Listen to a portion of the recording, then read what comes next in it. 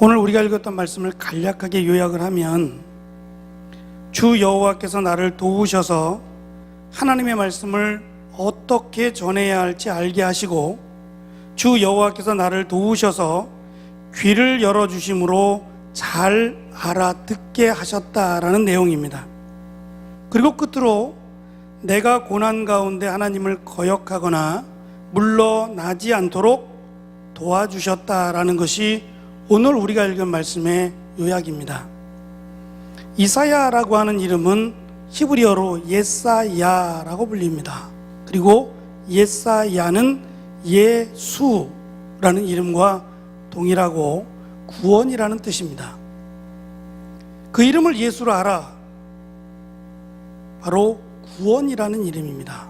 그런데 이 구원이 이스라엘 백성들은, 그리고 예수님을 따랐던 제자들은 로마로부터의 구원으로 생각했습니다.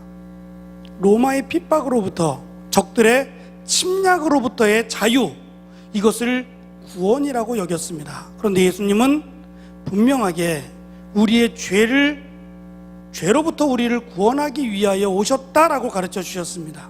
로마로부터가 아니라 죄로부터의 구원하기 위해서 오신 분이 예수님입니다. 그래서 예수님에 관한 예언이 가장 많은 곳이 예사야라고 하는 이사야서에 있습니다. 우리가 읽은 말씀은 4번에 걸쳐서 종들의 이야기가 나옵니다. 4편의 종의 노래가 나오는데, 이 4편의 종의 노래 가운데 3번째 노래입니다. 그래서 여기서의 종은 이스라엘 백성들에게 배척당하는, 이스라엘 백성들에게 고난을 당하는 바로 선지자들을 가르칩니다. 이 선지자들이 4번에 걸쳐서 메시아를 기다리며 노래를 부릅니다. 그 중에 3번째 노래에 해당됩니다. 이사야서에는 주 여호와께서 도우셨다라고 하는, 주 여호와께서 도우셨다라는 표현이 3번 나옵니다. 4장 41장 13절에 가면 이는 나 여호와 너희 하나님 내 오른손을 붙들고 내게 이르기를 두려워하지 말라, 내가 너를 도우리라는 말씀에서, 그리고 오늘 우리가 읽었던 7절, 주 여호와께서 나를 도우심으로 내가 부끄러워하지 아니하고 내 얼굴을 부싯돌같이 굳게 하셨으므로 내가 수치를 당하지 아니할 줄을 아노라 라고 2번 나오고요. 마지막 3번째는 9절에서 나옵니다. 보라, 주 여호와께서 나를 도우시리니 나를 정죄할 자가 누구냐? 보라, 그들은 다 옷과 같이 헤어지며 좀이 그들을 먹으리라 라고 기록을 합니다. 주 여호와께서 나를, 선지자들을 도우시겠다고 말씀합니다. 3번에 걸쳐서 말입니다. 그런데 오늘 우리가 읽은 말씀에 보면 분명히 여호와께서 나를 도우신다, 여호와께서 나를 도우신다라고 계속 반복해 3번을 말씀하고 있는데도 6절은 선지자들을 때리고 수염을 뽑고 모욕하며 심지어 침을 뱉었다라고 기록을 합니다. 뭐를 도우시는 겁니까? 도우셨다라는 것은 내가 이런 고난을 당하지 않도록 도우셔야 도우시는 거 아닌가요? 하나님이 나와 함께 하시면 고난 같은 것은 없어져야 되는 거 아닙니까? 내가 힘들고 괴롭고 어려운 것들은 나에게 오기도 전에 이미 다 사라지게 해주는 것이 나를 도우시는 것이 아니었습니까? 분명 3번씩이나 내가 너를 돕겠다라고 말씀을 하셨는데, 어떻게 그 말씀과는 반대로 선지자들은 침뱉음을 당하고 수염을 뽑히기도 하고 이런 온갖 모욕을 다 당하고 있었습니다. 오늘 우리가 읽은 말씀을 이해하려면 먼저 4절 그리고 6절에 곤고한 자, 그리고 때리는 자가 누군지를 알아야 합니다. 누가 선지자들을 힘들게 하고 누가 선지자들을 때리고 있느냐라는 것을 먼저 해결해야 된다는 말입니다. 그들은 이스라엘 백성들입니다. 1절에 보면 이사야 선지자는 이스라엘 백성들이 자신들의 죄 때문에 노예로 끌려갔다라는 것을 분명하게 밝힙니다. 아버지의 죄도 아니고 조상들의 죄도 아니고 바로 지금 너희들의 죄로 인하여 하나님이 너희들을 버리셨고 너희들은 다른 나라로 노예로 잡혀가게 된 것이다 라는 말입니다.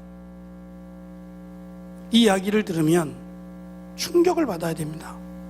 우리의 죄악으로 인해서 하나님이 우리를 버리셨다라는 사실에, 그리고 우리를 다른 나라에 팔아버리셨다라는 사실에 충격을 받아야 합니다. 그리고 회개해야 합니다.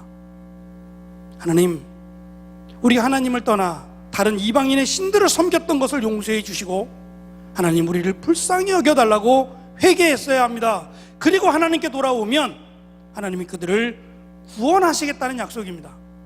그것을 전했는데도 불구하고 회개하기는커녕 오히려 이사야 선지자들을 모욕하고 수염을 뽑으며 침을 뱉고 있는 이스라엘 백성들의 모습을 우리는 지금 보고 있는 겁니다. 그리고 그들이 이렇게 말합니다. 하나님의 손이 짧아 힘이 없어서 우리를 구원하지 못한다라고 말입니다. 하나님이 능력이 부족해서 우리들을 다른 나라에 팔아버리고 다른 나라가 우리를 노예로 부리고 있다라는 것이 그들의 말이었습니다. 회개하기는커녕 오히려 하나님의 능력이 사라졌다고, 하나님이 우리를 버리셨다고 어처구니 없는 말을 하고 있는 그들을 향해서 이사야 선지자는 너희들의 죄로 인해서 하나님이 너희들을 파셨다라고 지금 가르쳐주고 있는 겁니다. 그리고 1절과 2절의 내용을 보면 2절 3절 바다를 꾸짖으시면 바다가 마르고 강을 꾸짖으시면 강이 광야로 바뀌며 그 안에 있던 생선들이 모두 썩어 악취가 만연하다라고 말합니다. 이 내용들은 전부 출애굽에 있는 내용들입니다. 하나님께서 이스라엘 백성들을 애굽에서 건져 주실 때에, 구원시켜 주실 때에 10가지의 재앙들이 있었습니다. 이 10가지의 재앙들은 이스라엘과는 관련이 없고 바로 애굽에게만 임한 하나님의 심판의 재앙이었습니다. 그 재앙들 가운데 어두움이 그들을 덮어서 이스라엘 백성들이 홍해바다를 지나가게, 애굽 군사들을 막아서 이스라엘 백성들이 지나가기도 하셨고, 그리고 바다를 치셔서 바다를 가르기도 하셨고, 또 물이 피가 되게 하셔서, 나일강이 피가 되게 해서 그 강에 사는 모든 물고기가 썩게 만든 것, 하나님이 하셨다는 겁니다. 하나님은 이것밖에 할 수 없는 게 아니라 이것보다 더한 것도 하나님은 할 수 있습니다. 아무리 이웃나라가 강하고 이웃나라가 너무너무 세서 우리가 포로로 잡혀갈 수 없다고 해도 하나님이 함께 하시면, 하나님이 도우시면 얼마든지 우리를 구원하실 수 있다라고 이사야 선지자는 가르쳐 주는 겁니다. 그러면 하나님께서 지금 이사야 선지자에게 하신 말씀, 내가 너를 돕겠다, 내가 너를 도우리라고 약속하신 이 약속은 도대체 어떠한 약속입니까? 앞에서 말씀드린 대로 하나님이 돕겠다고 했으면 이스라엘 백성들로부터 고난을 당하지 않아야 합니다. 수염을 뽑히고 침뱉음을 당하고 등을 얻어맞는 이런 것은 없어야 합니다. 그런데 하나님은 도우시겠다고 3번을 계속해서 말씀하고 있고, 선지자들은 수염도 뽑히고 침뱉음을 당하고 등에 매를 맞는 이런 고난을 계속해서 당하고 있습니다. 하나님이 돕겠다는 얘기는 포기하지 말란 얘기입니다. 지금 이사야 선지자를 비롯한 선지자들에게 말씀하시는 것은 너희들이 이러한 고난을 당하고 있어도 이스라엘을 향한 마음은 포기하지 말라는 겁니다. 이스라엘 향해서 기도하는 마음, 이스라엘을 불쌍히 여기는 마음, 저들을 위해서 기도하는 마음만큼은 놓지 말라는 겁니다. 그래서 하나님이 돕고 있다라는 말씀입니다. 동족 이스라엘이 자신을 향해 온갖 수치와 모욕을 안겨주어도 그들을 원수로 삼지 말고 그들이 다시 돌아오기를 기도하라고 하나님이 도우신다는 말입니다. 저는 이 말씀을 묵상하면서 지금 우리나라를 생각하지 않을 수가 없었습니다. 우리나라는 어떻습니까? 여러분 보시기엔 어떻습니까? 하나님을 섬기고 있습니까? 하나님 말씀대로 순종하고 있습니까? 입만 열면 거짓말이요, 자기들의 배를 채우려고 하는 어리석은 모습들을 보며 모르겠습니다. 이 나라를 사랑하고 싶은 마음이 사라져버려서 더 이상 이 나라에 살고 싶지 않다, 떠나야겠다라고 생각하는 사람도 상당히 많이 있다라는 얘기를 들었습니다. 하나님께서 우리를 도우셔서 이 나라를 위해서 기도하게 하시고 이 나라의 대통령을 비롯한 이 나라를 위해서 기도할 마음을 주신 것, 바로 그것이 하나님이 도우신다는 말입니다. 여러분이 직장에 취직하기가 어렵고, 여러분뿐만 아니라 여러분들의 자녀들도 앞으로 어떻게 살아갈지 불투명합니다. 그럼에도 불구하고 이 나라를 미워하고 이 나라를 저주하는 게 아니라 오히려 나에게 고통을 안겨주고 나를 힘들게 하는 이 나라를 위해서 우리는 기도해야 된다는 말입니다. 마치 이사야 선지자가 자신을 괴롭히고 고통스럽게 하고 있는 이스라엘 백성들을 위해서 기도하고 하나님이 그것을 포기하지 않도록 계속해서 돕고 계신다고 말씀하시는 것처럼 우리는 이 나라를 위해서 기도해야 합니다. 이 나라의 대통령을 위해서, 이 나라의 정치인들을 위해서, 이 나라의 경제를 위해서 우리는 기도해야 합니다. 하나님이 그것을 포기하지 않도록 우리를 붙들어 주시고 우리와 함께 하신다라고 지금 약속하고 있는 겁니다. 힘들 겁니다. 어려울 겁니다. 어제 토요일 날 공무원 시험이 있었습니다. 뉴스를 보면서 너무 기가 막혀서 마음을 추스리기가 참 힘들었는데요. 46대 1이랍니다. 지금까지 역대 가장 많은 경쟁을 보였답니다. 46명을 떨어뜨려야 내가 당선이 될 수 있는 46대 1이었답니다. 그 다음 시험은 어떻겠습니까? 아, 너무 많구나.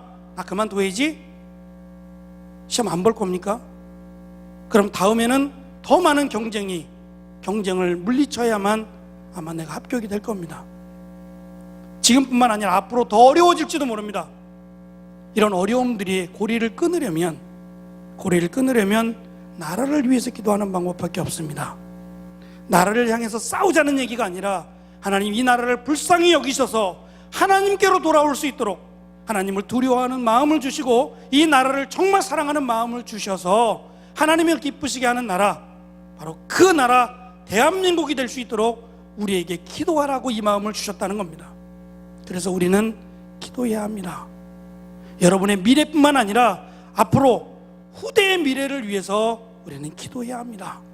그래서 정말 말도 안 되는 거짓말 같은 이런 것에서 벗어나서 진실하고 정말 하나님을 기쁘시게 하는 나라가 되기를 위해서, 그래서 하나님이 포기하지 말도록, 비록 고난을 당하고 침뱉음과 수치와 모욕을 당하더라도 포기하지 않고 이스라엘을 위해서 끊임없이 기도할 마음을 주신 것처럼 오늘 우리에게 이 말씀을 주신 것은 바로 우리 자신의 문제이기도 하지만 앞으로 이 세대를 이어받고 나아가야 될 자라나는 세대를 위해서 기도하라고 이 말씀을 주신 겁니다.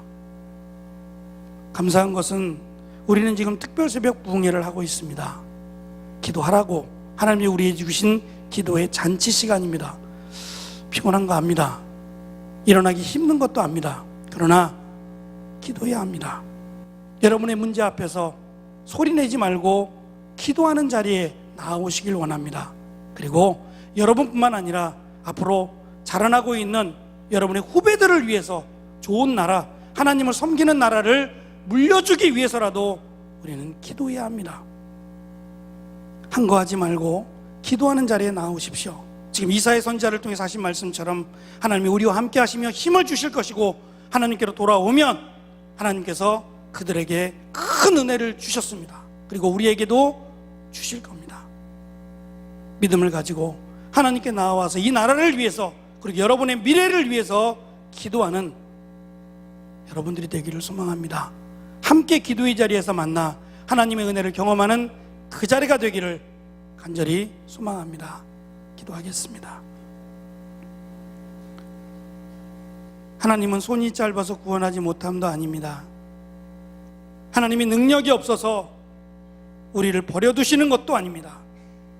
분명히 하나님 우리와 함께 하신다 약속을 하셨고 그 약속을 통해서 돌아오라고 말씀합니다. 이 나라를 위해서 우리는 기도해야 합니다. 나라가 이렇다 저렇다 말할 것이 아니라 하나님 앞에 나와 하나님 도와주실 것을, 하나님이 붙들어 주실 것을 우리는 기도해야 합니다. 하나님은 도와주실 것입니다. 이 나라의 앞으로의 미래를 정말 붙들어 주시길 원한다면 우리는 나라를 위해서 기도해야 합니다. 그 기도의 자리에 우리를 부르시고 계실 때에 함께 나와 기도하는 우리 모두가 될 수 있도록 하나님 함께하여 주옵소서. 감사드리며 예수님의 이름으로 기도합니다. 아멘.